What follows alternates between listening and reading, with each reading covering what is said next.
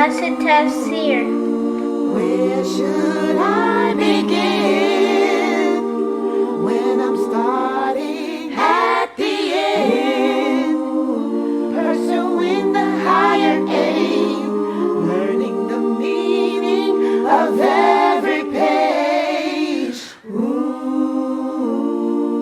Where should I begin when I'm starting at the end? Another addition to your Islamic education, Maqasidic Tafsir, Healing and Governance, the Transformative Path of Sabah as-Tiwal, written by Dr. Karim Abuzaid. Join Ustada Laila Nasheeba every Tuesdays and Thursdays at 9:30 p.m., streaming all major platforms, channel Sunnahfollowers.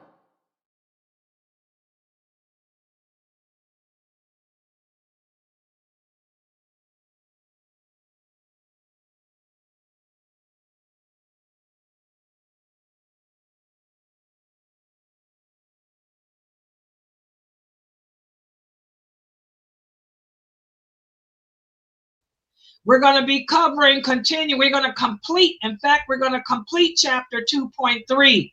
We're going to speak about the role of the Mahdi and the end times context tonight.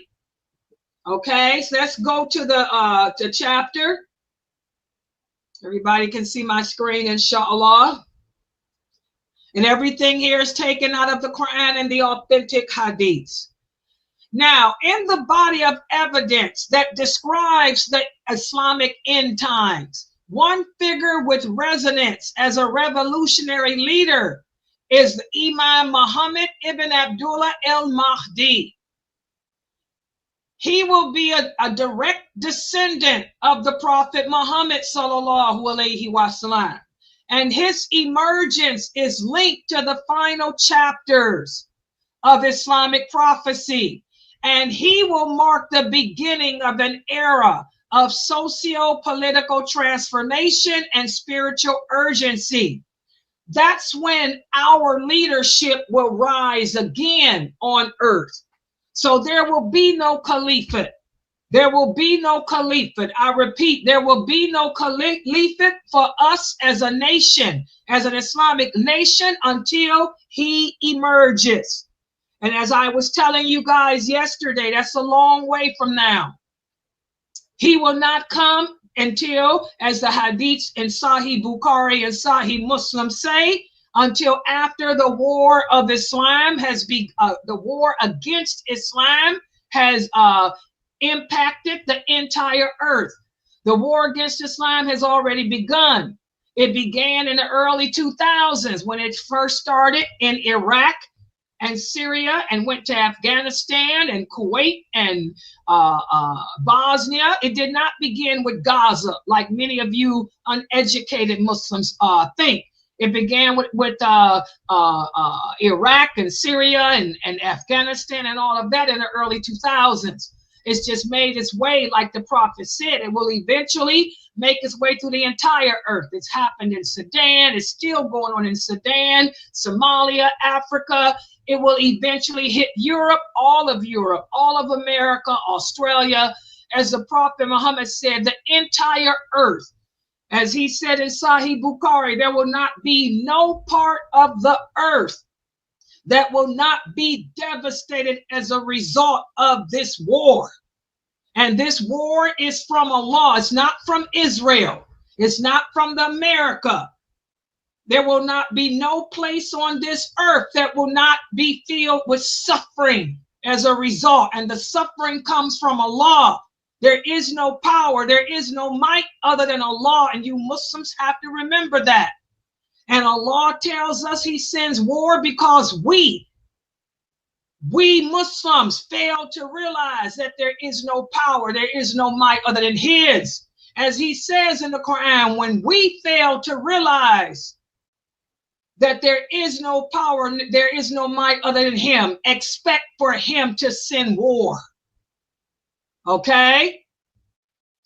And so this war that has begun long before now will end when it spreads through the entire earth. Okay? That's when the Imam Mahdi will emerge. As our Prophet Muhammad said, he said, the world shall not pass away until a man from the people of my family rules the Arabs, whose name will be the same as mine. And he will announce who he is. He will come from out of Mecca, and he will announce who he is. And Allah, again, there is no power. There is no might other than Allah. Allah will establish him. He doesn't need you. He doesn't need me. Allah will establish him in one night. Allah will establish him in one night. That means he'll be an average person, an average Muslim like you or me, unaware of what Allah has decreed for him and his virtues and his character and his leadership qualities. And he will be established in one night. Allah will prepare him to carry out his duties as only Allah can do. Allah doesn't need you, me, Israel, America, or anybody else. Remember, if all the earth were to come together to help you, the earth wouldn't be able to lift a finger unless Allah willed it. Just like if all the earth were to come together to hurt you, they wouldn't be able to lift a finger unless Allah willed it. Until you Muslims realize that, this war is not going to stop. And that's why it's not going to stop. It's going to continue to spread like it has been doing since the early 2000s. Wake up, people. It ain't new. All right? So that's when there'll be a caliphate again. So there will not be another caliphate for us until then. And we're a long ways from that. All right? And his mission will be to reestablish justice and equality on earth. His mission will be to do away with tyranny and oppression. That means from the non-Muslims and the Muslims too, because we have a lot of oppressive Muslims too. That's why Allah has sent this war, because we Muslims have abandoned al-wala, al-bara, as he says in the Quran, when we abandon al-wala and al-bara, expect for him to send war. Okay? So Imam Mahdi will reestablish the justice to the earth and equality, and he will do away with tyranny and oppression. Remember, our Prophet Sallallahu Alaihi Wasallam said, if there were only one day left of this world, Allah would send a man from my family to fill it with justice, just as it was filled with injustice. And the orthodox Islamic scholars of Ahl Sunnah wal Jama'ah, they unanimously agree that the Mahdi is an unmistakable sign of the approaching day of judgments, and his emergence is anticipated to mark the conclusion of the minor signs, of the last hour. And under his reign, the Muslim world is expected to unite together and regain its strength, because it's lost it. We've abandoned Tawheed before his arrival. And that's why the Prophet said in another authentic hadith, what's the source, Sahih Muslim? For those of you who truly did not believe La ilaha illallah, it will not, before the Mahdi comes, it will not do you any good to believe La ilaha illallah after he comes. So for those Muslims who are not sincere in their belief in Allah, before he comes, you can forget about trying to say you believe in Allah after he comes. You're going to be on the side with the Antichrist. And the Prophet says in numerous hadiths that when the Mahdi does come, the majority of the Muslims will be on the side of the Antichrist. In fact, there's one hadith Some of the scholars say that it is authentic. A few say it's not. There is this one hadith that says when the Mahdi comes, there will only be 75,000 that will be sincere in their belief in him. The rest that claim to be Muslim will be hypocrites and will be with the Antichrist. So believe it or not, guys, when the Mahdi comes, he's not going to have that many followers. Most of the Muslims on earth living at that time will be on the side with the Antichrist. Why? Because their aqidah will not be firm. They will not truly believe in the lordship of Allah. They will be Muslims who put Allah's power in the hands of man.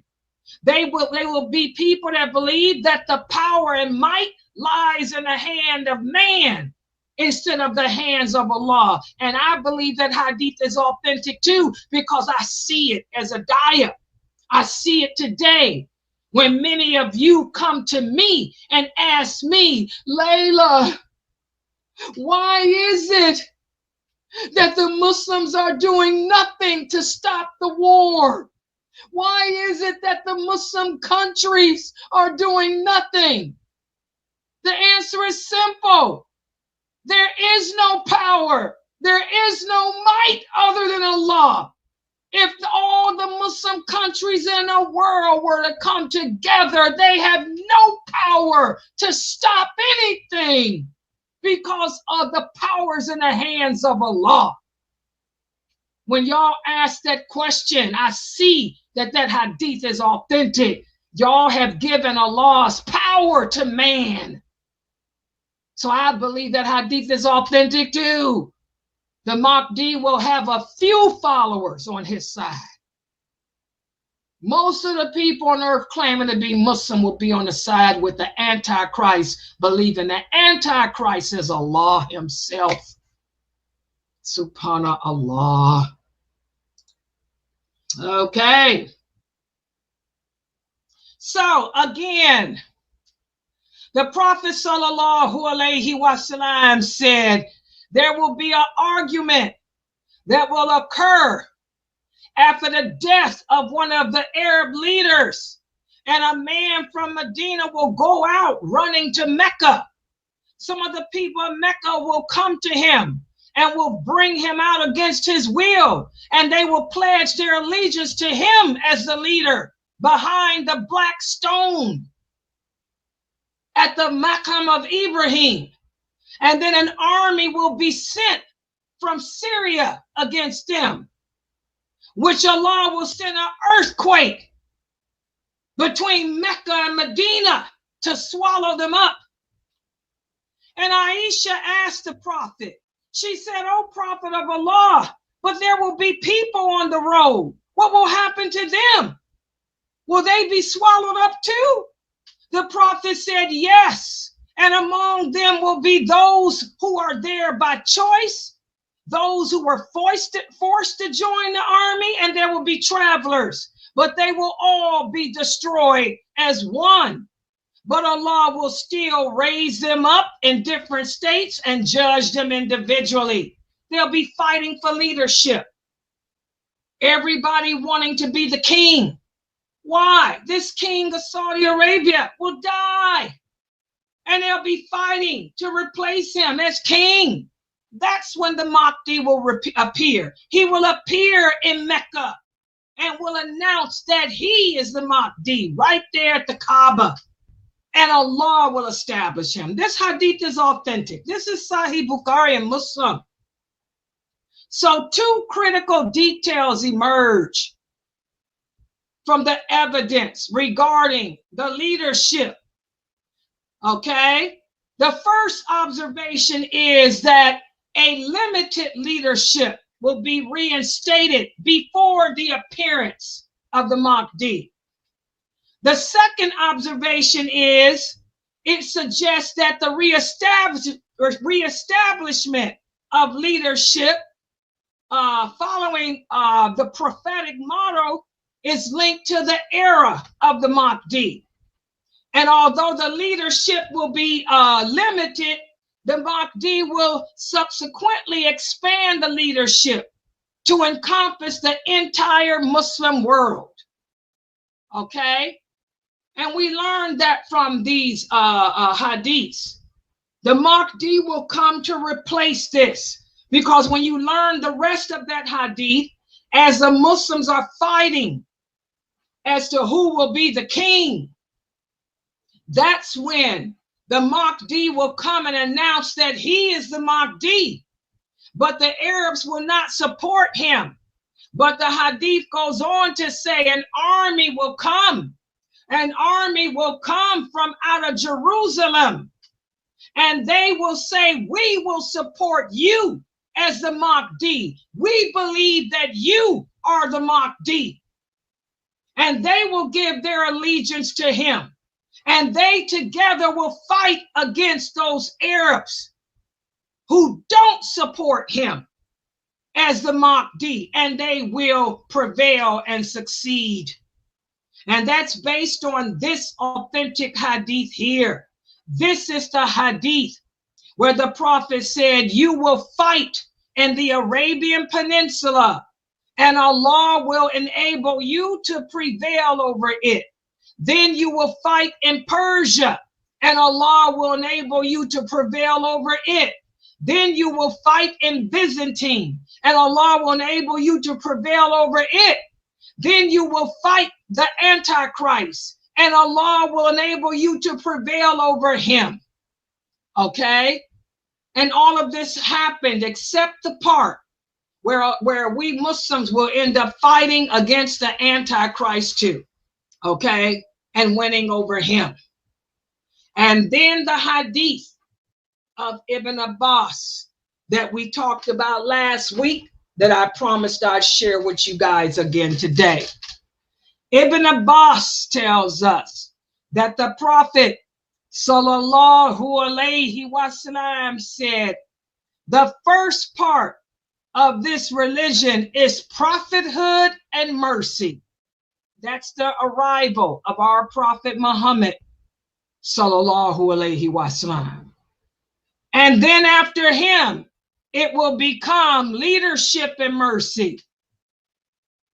That's Abu Bakr and Umar, radiallahu anha. And also Uthman and Ali. And then after that, that's the Rashidun period, by the way. And then after that, it will become kinship and mercy. That's the Umayyad period. That's when Muawiyah took over and it became a kingship based on relatives. And then the Prophet said it will become regional kingship and mercy. That's the Abbasid period. Okay? And then they will become oppressive in their differences. And that's the period you guys were asking me about. That's the Ottomans. The Ottomans were very oppressive, guys. Very oppressive. The Ottomans were nothing. Read their history. Like I said, they didn't even marry. They had a bunch of harems. And then they will become determined to seek power like donkeys. That's the period we are in now, where we have no leaders at all. We have men fighting for power like donkeys. And then the Prophet said, so upon you is struggling in the way of Allah. And indeed, the best of your struggle is guardian of the frontiers of the Muslims. And indeed, the best of your guardianship of the frontier of the Muslims will be Gaza or Ashton. Subhanallah. This hadith is authentic. So as you can see, that's why the Prophet said, stick to what I am upon, what my companions are upon, and what the first 4 leaders that come after me are upon. We don't care what these other caliphs were upon. The Mahdi, he will be the best that comes after those 4. He will be the struggle of Gaza or Ashton. Because like I said, when he announces who he is from the Kaaba, the Arabs will not support him. His support will come from the Muslims, from out of Gaza, from out of Jerusalem, from out of Escalon, that's Gaza, that's that area. They will be 75,000 in number. They will ride into Mecca, and they will be the ones to offer their support to the Mahdi, and they will fight against those Arabs who are fighting for kingship. And together, they and the Mahdi will ride from out of Mecca to Jerusalem to fight against the Antichrist. And that's where Jesus will find the Mahdi. And that's where the Mahdi will die and Jesus will take over. So this hadith connects to all of that. Okay, so when you guys ask me about the Ottomans and all that, I tell you they were nothing. That's nothing to be proud of. Our history to be proud of as Muslims is the history of the Prophet Muhammad and his companions. Other than that, who cares about the rest? Because everything goes downhill from that. The Ottomans, that's a joke. There's nothing to be proud of. You hear about Suleiman? There's something to be proud of about Suleiman. Suleiman didn't marry nobody. Y'all want to know the truth about Suleiman? He didn't marry nobody. What happened to marriage, Suleiman? What does the law say about marriage? He shouldn't be your role model. Your role model should be one of those companions, not no Ottoman. So, reflection on the changes and transitions of leadership accumulating in the arrival of the Mahdi serves not only as a historical recount, but also as a roadmap guiding this nation towards understanding the imperatives of Islamic governance and its potential in addressing the contemporary challenges of the Muslim world. With its adaptability and resilience, the resurgence of the leadership, as mentioned in these hadiths I've given you, emerges not merely as a nostalgic yearning for a bygone era, but as a collective ambition of the Muslim nation. Okay, so our heyday, technically our Islamic heyday ended with those first four leaders. But our heyday will rise again with the Mahdi and with the coming back of Jesus. All of this is something to help us recount the mistakes that we made over the centuries so we can better prepare ourselves for the big fight that's yet to come.